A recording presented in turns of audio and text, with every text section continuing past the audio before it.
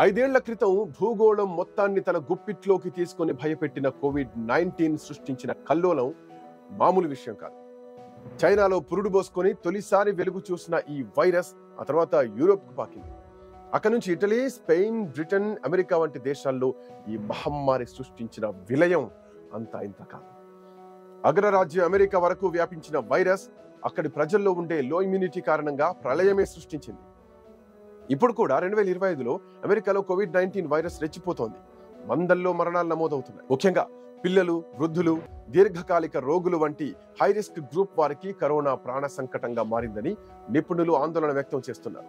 అమెరికాలో గత నెల రోజుల్లో సగటున వారానికి 350 వరకు కరోనా మరణాలు నమోదైనట్టు centers for disease control and prevention అంటే CDC గణాంకాలు చెప్తున్నాయి.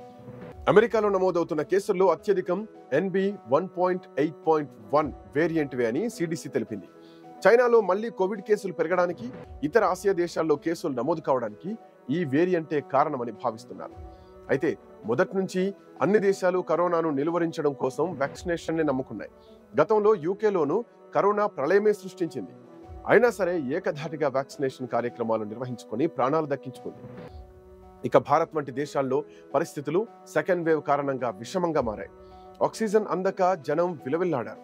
గత 5 ఏళ్లుగా ఏడాదికోసారి కొత్త పేరుతో పలు వేరియంట్స్ పలకరిస్తూ వస్తున్నాయి. మొదటిది, రెండో వేరియంట్, ఈ రెండు మాత్రం భారీగా ప్రాణ నష్టం కలిగించాయి. ప్రస్తుతం కరోనా కొత్త వేరియంట్ చైనా నుంచి బయటపడి బీభత్సం సృష్టిస్తోంది. సింగపూర్, థాయిలాండ్, హాంకాంగ్ దేశాల్లో వేగంగా వ్యాపిస్తోంది. చైనా ఎలాగూ తమ దేశంలో జరిగే ఏ విషయాన్ని బయటకు చెప్పదు. కానీ ఇతర దేశాలు మాత్రం వేలాదిగా ఆ దేశాల్లో కరోనా కేసులు నమోదవుతున్నట్టు తెలుస్తోంది. అయితే గతంలో వచ్చిన కరోనాతో భూగోళం మొత్తం కన్నీటి గాథలే ఉంటే ఓ 12 దేశాల్లో మాత్రం ఇప్పటికీ ఒక్క కరోనా కేసు నమోదు కాకపోవడం విచిత్రం. ఆ దేశాల గురించి తెలుసుకునే ప్రయత్నం చేద్దాం. వీటిలో ఉత్తర కొరియా, తుర్కమెనిస్తాన్ దేశాలు అందించినటువంటి డేటాపై WHO అనుమానాలు వ్యక్తం చేస్తోంది. ఇక మిగిలిన 12 దేశాల విషయంలో అలాంటి డౌట్లేమీ లేవు. ఆయా దేశాల భౌగోళిక పరిస్థితులు, ఆ ప్రభుత్వాల ముందు చూపుతో జాగ్రత్తలు తీసుకున్నారు. సో దీని కారణంగా కరోనా మహమ్మారిని తమ వైపు చూడకుండా అడ్డుకోగలిగారు. ఆ దేశాల్లో ఉన్న పరిస్థితులు, అక్కడి జనం ప్రభుత్వ ఆదేశాలను పాటించినటువంటి తీరు గాని, క్రమశిక్షణ కారణంగానే కరోనా వారి వంక చూడనైనా చూడలేదు. నిపుణులు చెబుతున్న దాన్ని బట్టి కరోనాకు ప్రాణం లేదు. అది ఓ ప్రోటీన్ మాత్రమే. తనంతట తానుగా ఎగిరి వచ్చి మన మీద వాలదు. మనమే దాన్ని ఇతరుల నుంచి అంటించుకొని కొని తెచ్చుకుంటాం. తెచ్చుకున్న దాన్ని మళ్ళీ ఇతరులతో పంచుకుంటాం. కాబట్టే ఇంతలా కరోనా విచ్చలవిడిగా విస్తరించింది. గాల్లోనూ ప్రయాణిస్తుంది కాబట్టి సరైన దూరం పాటించని మనుషుల కారణంగా ఒకరి నుంచి మరొకరికి సునాయాసంగా వ్యాపించింది. అయితే ప్రస్తుతం 2025లో యథావిధిగా కరోనా మరోసారి పడగ విప్పిందనే వార్తలు వస్తున్నాయి. తాజాగా భారతదేశంలోనూ 1000ని దాటిన కేసులు ఆందోళన కలిగిస్తున్నాయి. ఈ సందర్భంగా అసలు ఇంతవరకు కరోనా సోకని దేశాల గురించి తెలుసుకోవడం మిగిలిన దేశాలకు అవసరం. దానివల్ల కరోనా పట్ల ఎలా జాగ్రత్త పడాలన్న విషయంపై అవగాహన వస్తుంది. అవేంటో ఈరోజు ఇన్ డెప్త్ లో వివరంగా చూద్దాం. హవాయి, ఆస్ట్రేలియా దేశాల మధ్య ఉన్న ఓ చిన్న ద్వీప దేశం ఉంది. దాని పేరు తువాలు. మొత్తంగా 10 చదరపు మైళ్ల వైశాల్యం ఉండే ఈ ద్వీపంలో జనాభా కూడా తక్కువగానే ఉంటుంది. మొత్తం లెక్కిస్తే 10,000 కూడా దాటదు. పక్కనే ఉన్న ఆస్ట్రేలియాలో కరోనా కేసులు విపరీతంగా నమోదైనా తువాల్లో మాత్రం ఒక్క కరోనా కేసు కూడా రాలేదు. కామన్వెల్త్ దేశాల్లో ఒక్కటైనటువంటి ఈ ఐలాండ్ నేషన్ కరోనా వ్యాపిస్తోందని తెలియగానే తమ దేశ సరిహద్దుల్ని కట్టుదిట్టం చేసుకుంది. అన్ని మార్గాల్ని క్లోజ్ చేసింది. తప్పనిసరి పరిస్థితుల్లో దేశంలోకి ఎవరైనా రానిచ్చినా, ఎవరినైనా వచ్చినా గానీ వారు ఖచ్చితంగా క్వారంటైన్ లో ఉండి తీరాల్సింది. ఇలాంటి చర్యలే ఈ దీవిని ప్రాణాంతక కరోనా నుంచి రక్షించాయని చెబుతున్నారు వైద్య నిపుణులు. ఆపై వచ్చే రెండో దేశం తుర్కమెనిస్తాన్. ఈ ఆసియా ఖండపు దేశంలో కూడా అధికారికంగా ఒక్క కేసు నమోదు కాలేదు. అయితే దీనిపై కొన్ని అనుమానాలు ఉన్నప్పటికీ ఈ దేశం కూడా కమర్షియల్ ట్రావెల్, మత సంబంధ కార్యక్రమాల కోసం ప్రజలు గుంపులుగా చేరడం వంటి వాటిపై నిషేధం విధించింది. అలాగే సామాజిక దూరం పాటించాలంటూ ప్రచారం చేసింది. నిజమో కాదో తేల్చే ఆధారం లేకపోయినా ఇక్కడ అధికారికంగా ఒక్క కరోనా కేసు కూడా నమోదు కాకపోవడం మాత్రం విచిత్రం. మొత్తంగా 170 దీవుల సమూహంగా ఉండే మరో దేశం టోంగా. ఈ దేశంలోనూ ఇప్పటి వరకు కరోనా జాడ కనిపించలే. ఈ మొత్తం దీవుల్లోని కేవలం 36 దీవుల్లోనే ప్రజలు నివసిస్తున్నారు. ఫిజీ, సమోవా వంటి దీవుల దగ్గరలోని ఈ దేశంలో కూడా ఒక్క కరోనా కేసు కూడా రాలేదు. దీనికి ఖచ్చితంగా ఆ దేశం ముందు చూపే కారణం అంటున్నారు. కరోనా బయటపడిన తొలి రోజుల్లోనే తమ దేశానికి వినోదం కోసం, పర్యటనల కోసం వచ్చేటువంటి ప్రయాణికుల కోసం ఏదైతే క్రూజ్ షిప్లు వస్తాయో వాటిని నిషేధించింది. ఆ తర్వాత విమానాశ్రయాలను కూడా మూసేసింది. ఎందుకైనా మంచిదని ఒక్క కరోనా కేసు కూడా నమోదు కాకుండానే దేశవ్యాప్తంగా లాక్డౌన్ విధించింది. కరోనా ఒకవేళ వచ్చినా దాని గొలుసును తెంపేసే కార్యక్రమాల్ని కూడా సమర్థవంతంగా నిర్వహించడం చేసింది. దాంతో టోంగాలో మచ్చుకైనా కరోనా కనిపించలేదు. ఆపై వచ్చే 4వ దేశం టోకేలో.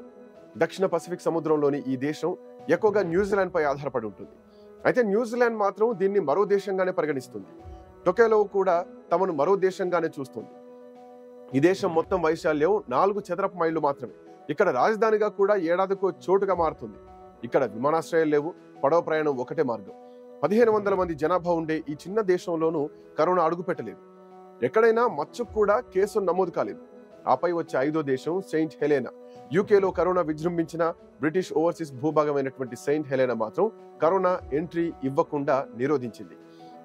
నైరుతి ఆఫ్రికాకు 1200 మైళ్ల దూరంలోని ఈ భూభాగం మిగతా ప్రపంచానికి అత్యంత దూరంగా ఉన్న ప్రాంతాల్లో ఒకటిగా ఉంటుంది. 1502లో పోర్చుగీస్ వారు దీన్ని కనుగొనేంత వరకు ఇక్కడ ఎవరూ లేరు. ఇప్పుడు 4500 మంది జనాభా ఇక్కడ ఉన్నారు. ఇక్కడ ఒక్క కేసు కూడా నమోదు కాలేదు. ఇకపోతే 6వ దేశమైనటువంటి పిట్కైన్ ఐలాండ్ మరో బ్రిటిష్ ఓవర్సీస్ భూభాగంగా ఉంటుంది. అగ్నిపర్వతాలుండే ఈ దీవుల్లో కనీసం 50 మంది కూడా నివాసం ఉండరు. ఇక్కడ కూడా ఒక్క కరోనా కేసు నమోదు కాలేదు. కానీ అమెరికా ప్రభుత్వం మాత్రం ఇక్కడకు వైరస్ వ్యాపించే ప్రమాదం ఉందని హెచ్చరించింది. తర్వాత వచ్చే 7వ దేశం పలవ్. 300 దీవుల సమూహమైనటువంటి ఈ దేశం గామ్ ఫిలిప్పైన్స్ కు సమీపంలో ఉంటుంది. కరోనా రాగానే విమాన ప్రయాణాలను రద్దు చేసింది ఈ దేశం. ఆ తర్వాత ప్రయాణాలు అనుమతించిన కొన్ని ఖచ్చితమైనటువంటి క్వారంటైన్ నిబంధనలు అమలు చేసింది. దాంతో కరోనాకు గుడ్ బై చెప్పేసింది. ఎప్పుడు వివాదాలకు నెలవైందిగా చెప్పుకునేటువంటి 8వ దేశం ఉత్తర కొరియా. ఇక్కడ కూడా ఒక్క కేసు కూడా నమోదు కాలేదని అధికారులు చెప్తున్నారు. కానీ పక్కనే కరోనా జన్మస్థలం చైనా ఉండడంతో దాన్ని నమ్మడానికి ఎవరూ సిద్ధంగా లేరు. చైనాతో సరిహద్దులు కలిగినటువంటి ఈ దేశంలో ఒక్క పాజిటివ్ కేసు కూడా లేకపోవడం అనుమానంగా ఉంది. 25 మిలియన్ల జనాభా ఉన్న ఉత్తర కొరియా కరోనా కేసులు లేని అతిపెద్ద దేశం. ఇక్కడ కూడా ప్రయాణాలపై నిషేధం విధించారు. కఠినమైనటువంటి లాక్డౌన్ విధించడంతో పాటు సరిహద్దులన్నీ కూడా క్లోజ్ చేశారు. అయితే అంతర్జాతీయ మీడియా సందేహాలు వ్యక్తం చేస్తోంది. న్యూజిలాండ్ సహకారంతో కరోనాను ఇక్కడ జయించారని చెప్తున్నారు ఇంకో దేశం. ఇక్కడ కూడా కరోనా ఖాతా తెరవలేదు. భూభాగం పరంగా ప్రపంచంలో 3వ అతి చిన్న దేశమైనటువంటి నౌరులోనూ కరోనా దరిచేరలేదు. ఇక్కడ జనాభా కూడా 10,000 మాత్రమే ఉంటారు. మిగతా ద్వీప దేశాల్లోనే ప్రయాణాలపై ఆంక్షలు విధించడం ద్వారా కరోనా నుంచి నౌరు దేశం తప్పించుకుంది. ఇక 11వ దేశం కిరిబాటి. ఇది హవాయికి నైరుతి దిశలో 2000 మైళ్ల దూరంలో ఉంటుంది. కరోనాపై పోరాటంలో భాగంగా మహమ్మారి మొదలైనప్పుడే ప్రయాణాలపై ఆంక్షలు విధించారు. ఇక్కడికి సాధారణంగానే చాలా తక్కువ విమానాలు వస్తాయి. దీంతో ఆంక్షలు విధించడం ఈ దేశానికి సులభమైంది. 600 దీవుల సమూహంగా ఉండే federation states of Micronesia, America, China, Japan దేశాల సహకారంతో కరోనాను ధీటుగా ఎదుర్కొంది. ఈ దేశాల్లో ఒక్క కేసు కూడా నమోదు కాలేదంటే కారణం ముందు చూపు మాత్రమేనని చెప్పాలి.